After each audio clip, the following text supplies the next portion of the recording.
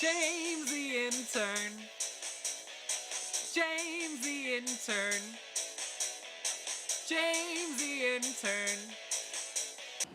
Hey guys, it's me, James the intern, and I am here at the beautiful theater Brooks Atkins for Starcatcher on Broadway with Orville Mendoza. Hello, hey guys. Redefining the name Orville. Yes. In the Red and Lager. Absolutely. How are you doing today? Oh my gosh, I'm doing so good. And it was, I have to tell you, it's the day after they announced the nominations. Day after.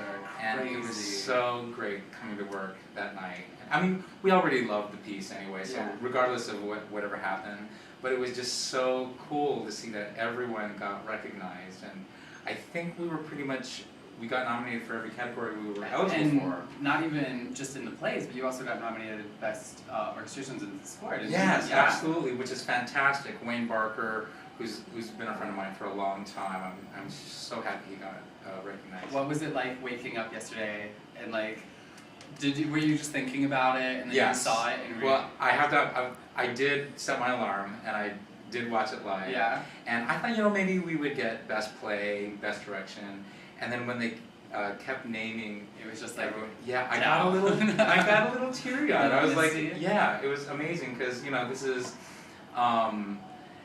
the first time I've been in something like as unique as this, and this style of theater is just like, it's what I want to see when I come to Broadway. The inventiveness, and so I'm glad it's being recognized. And for those of you at home, could you maybe tell us about like a little bit about Starcatcher? Like we know it's a little bit Peter Pan. Yes, it is a take on how Peter Pan got to be Peter Pan, how Captain Hook gets to be Captain Hook, and Smee and all the characters. But it's also a story in its own right, and a really beautiful story about going through adolescence, loyalty and friendship, and just a really amazing, heartwarming story. And a crazy cast. Yes, an insane ensemble of 12 amazing actors who do everything. So like, when I say this style of theater, I think the last time this has kind of been done was when Roger Rees, our director, was acting with the Royal Shakespeare Company. Another giant name associated. Yes, he got his Tony Award doing Nicholas Nickleby. And I actually haven't seen the production. I mean, I'm gonna have to go to Lincoln Center and check it out. But apparently the style of that play, which was much longer than Peter, is the same style we're using. In other words, everyone is playing a character in the show, but when they're not, then they become the ship, or they become the jungle, or they practically never leave stage. They work. Hard. They Oh my work gosh. hard. Yeah. And I have the privilege and crazy daunting task of understudying 5 of those people. And like I tell people, well, it's like covering chorus line, but there's 2 acts in this show instead of 1. And people, they all have major scenes and they're doing completely different things. And it's such an ensemble show that covering 5 tracks Yes. is almost more daunting than if you were just covering 5 tracks in a different show. Absolutely. Because it's so involved. Yeah. I mean, when I've been acting now for 18 years, and I started, my first big show was the second national tour of Miss Saigon, and I was an engineer understudy in that, and that was my big break. And the first time I went on as the engineer, I literally had 8 hours of rehearsal, but I was this young buck right out of school, and like, it was one role, and when I wasn't doing that, of course, I was in the ensemble, so I knew what the lights looked like, I knew how the deck felt, I knew where the cast members were at any given moment. So Basically he's saying, oh, I had 8 hours of rehearsal and nailed it. it was great. We got our standard attenuation at the end. But this is a completely different creature. These guys are featured, and they're doing completely different things, so it's even different than swinging in an ensemble, which I have done as well. So, like, there's nothing you can rely on, oh, okay, so I know so-and-so's track, so-and-so's other track is completely different. So your brain has to just completely shift. And that's what, there's 4 of us offstage covers.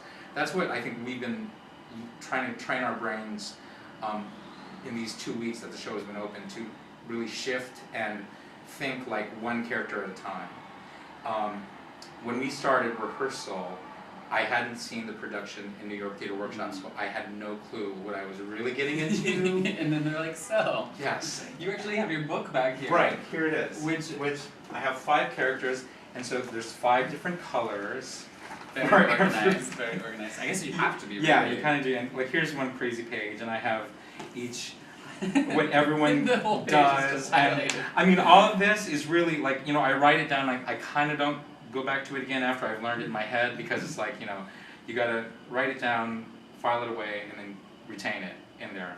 But yeah, this is the work. This is a little daunting. Like, Yeah. I'm just overwhelmed looking at it. Like, this is Yeah, crazy. so I mean, basically, I have like 70% of the script memorized, everyone's lines and stuff like that. Is there a And favorite track of yours? I think because he's such a great character, the Smee track is amazing. Alf, who I also cover. Right this week, I'm going to tackle Teddy Bergman's track. He plays Gremkin and Fighting Prawn. And what people don't realize is that he might be one of the hardest working guys in the show, because although his big feature is in the second act, in the first act, when he's not talking, he's on his knees, he's in the dark, setting row, you know, he's got boats that he's got to grab on. So a lot of the times he's sprinting. Once he's made an exit, he's sprinting all the way to the other side of the stage. So there's a lot of stuff that is behind the scenes that people don't see that he's doing. And I'm like, you know, when I saw everything that he does, I kind of threw up in my mouth a little bit. I was like, oh my goodness. But it's like, Yeah. well, this is a job. Got to go in there It's and do almost it. more daunting for the off stage of the show than Yeah. on. Absolutely. Oh my So goodness. it's a can't. production. I can't. You guys are just working, and I can't. I have trouble like deciding what I want on the McDonald's menu, and you memorize the McDonald's menu. Well, there you go. I can. Bravo.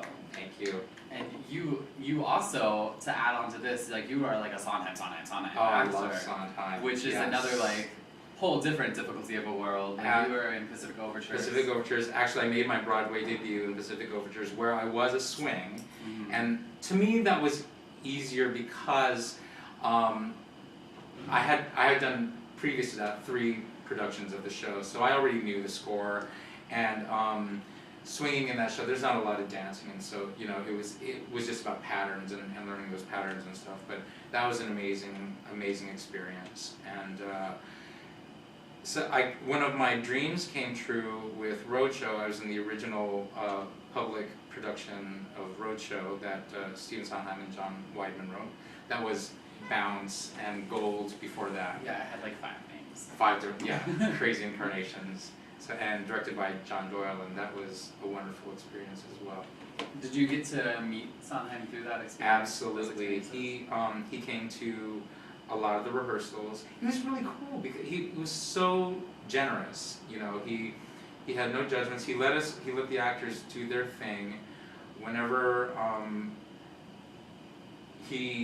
whenever we wanted his input, of course, you know, he would give that to us. But he's like the ultimate collaborator. And, you know, he knows. Which is so funny. Like this is such like a Broadway secret kind of thing, like Broadway magic. Like you would never think of him as being that way, like so laid back, because his music is so meticulous. Yeah, absolutely. And he's so much like in service of the entire piece. If one little thing isn't working, he's not precious about it, he cuts it. Or if, like, you know, in Roadshow, there needed to be a song that kind of fleshed out the 2 brothers, the Meisner brothers' relationship, and he wrote a song during previews for them, which was just glorious. And in that show, I understudied Alexander Gemignani, which was an amazing experience as well as one of the Meisner brothers. So that was fun. Oh my goodness, the Sondheim. The Sondheim. Sondheim. What would you do without him? I've just had like a fabulous career. It's been so wonderful. I've been so lucky. And especially, I mean, I don't want to bring up the ethnic card, but being an actor of color, the opportunities that I've been given, and especially with this piece, Roger and Alex really welcomed the new people in this company. Starcatcher, with Starcatcher. They wanted that RSC ensemble feel, so that when any of us would go on, it would of course be different, but you would still feel safe and protected, you know, around the new people. And they've been, and the people who have done it at New York Theatre Workshop have just welcomed us with open arms. And I mean, back to my point of being, it doesn't matter what color I was during the audition. It's like, okay, learn these other 4 roles with 4 different British accents. And Which is amazing. yeah, totally. Because, you know, this didn't really matter, but like what was, I felt like what was in here. And I feel like you always hear a lot about blind casting, but you never really see the results of blind casting, so that's really amazing. Right. I mean, I'm absolutely, like, I believe it doesn't work in every case. I'm not one of those people who's like, oh, let's have an all-Asian August Wilson play, because, you know, things like that. Can I tell you, I actually saw a cast doing Antigone, but they were related to the Civil Rights Movement, and Rosa Parks was white. Yes. And everybody in the audience was like, like, what are you doing? Didn't quite have the impact, probably. It was like, this is, Yeah. what are you doing? So I can understand that. Yeah, I mean, we're all artists, and, you know, we should be able to create what we want. Just have a really compelling artistic point of view when you're going to do something like that. Yeah. Because I think sometimes, you know, when it works, it's fantastic, and when it doesn't, I think that's where people go, oh, it never works, and that just isn't true. So, but, you know, we have to be really. Well, I think that that's almost better, because then, when it works, and it really works, and people aren't paying attention to it. Yes. Which is really the amazing part of Right. it. That Absolutely. Because that kind of relates to the baseline of art is art. And Yeah. It doesn't really matter. I mean, to me, if the play is specifically, the issues are about race, like the Jets and the Sharks, then it needs to be kind of cast more correctly than not. When it's something like this play that's fantastical or magical, and it's kind of a microcosm of the universe anyway, then I think it's perfect. It's less of a stretch to do a creative cast, even though we are all playing British and mollusks, seafood. So, you know, And second act, yeah. Can I also just say a little thing? Your dressing room is huge. It is pretty. This is pretty like luxurious a luxury condo. Like, yes, you have a great view. Like, we should actually. Do you want to give us a tour? Absolutely. Is that okay? Come on. Is that cool?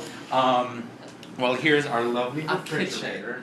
kitchen they have. With the mustache poet magnets here. Ah, a la Black Sash. And we, you know, I don't want to show you what's inside. It's a little messy right now. But this is what makes it feel like Broadway. When you open this window and you go, oh, look, John Lithgow, right across the street. Or you look down there and it's like, what's his name? Arthur Miller, Death and the Salesman. Philip Seymour Hoffman, just across the street. And a shower. And a shower, yes. A lovely shower. Shower. What is this? This is bigger than my apartment. And our own WC. Because you know we're Ellen Marsh and Stephen Carrasco are having like a battle of the dressing rooms, and I hate to tell them, but I'm pretty sure you won. Well, you know, we're trying here. I'm pretty sure Yes. you just nailed that competition into the ground. Like, this is crazy town. And we actually brought you gifts for your condo. For your condo dressing room. We have Pixie Stick. Amazing. That Broadway Spotted created for you. Yay! Thank you. Thank you so much, Broadway Spotted. Thank you for spotting me. And we brought you star candies. Awesome. I put my star stuff in there. Makes you want to be. Thank you. This is so great. Now, I did notice something that I do want to ask you about while I was sneakily putting this back here. Yes. Yes. This is Black from. sash cap. This is a gift from our director, Alex Timbers. He's a rock and roll kind of guy. And this, you can actually take off and put here. And it came with this lovely note that I'm going to embarrass him right now and read it. It says, Dear Orville, you've been Dirty Sanchez'd. Happy opening without... I don't know what that is, but I'm sure it's something warm and congratulatory. Tony Award. So there you go, Alex. I mean, he's lovely from that, yes. Little shout yes, out. absolutely. Oh my gosh, I can't with these ads. These are so funny. They're cool. I'm like, okay, yeah, I haven't had the courage to wear it outside yet, but I think I might have to. You know what? Come the 10th. Tony Day. Yes, All absolutely. day. Everyone in the cast has to wear their mustaches. Yes, we'll do that. You should actually wear them to the Tonys. That would be awesome. You should all have mustaches. Even just everyone. Right. That'd be so funny. Even like the girls in the production, like the Yes. producers, like they have to have the mustache for the Tonys. You know we will. Thank you so much for sitting Thanks, down James. with us. It's so awesome. James the intern.